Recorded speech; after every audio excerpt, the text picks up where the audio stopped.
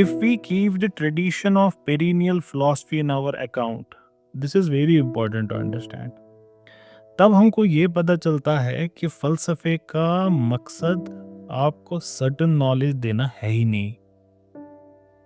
It is not about giving you knowledge. It is about building wisdom. Wisdom implies not only sufficient knowledge of actual facts, of actual state of affairs, but a high state of your own development, of the development of man itself. In other words, falsafa क्या करता है? It aims at self-realization through the help of knowledge. Knowledge in science or in other walks of life. Reality as a whole philosophy का subject matter है. Science या बाकी सारे जो हमारे इल्म हैं, ये उसके साथ डील करते हैं जो चीज़ें डायरेक्टली या इनडायरेक्टली परसीवेबल हैं. लेकिन रियलिटी एज ए होल के अंदर हम भी आते हैं, इसीलिए हम उसको तो परसीव नहीं कर सकते.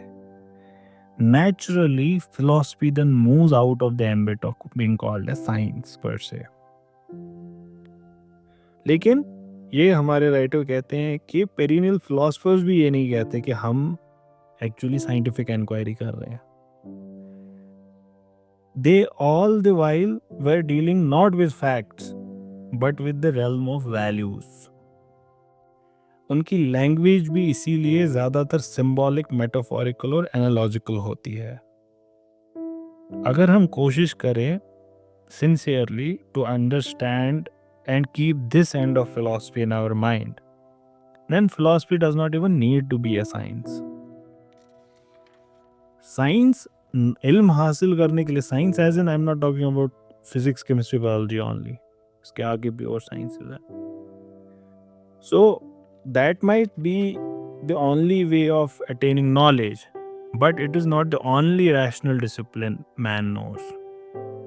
The attainment of values ये भी इक्वली इम्पोर्टेंट है, ये भी इक्वली सीरियस कंसर्न है इंसान का. और फ़लसफ़े का काम है इन वैल्यूज़ को डिटरमिन करना.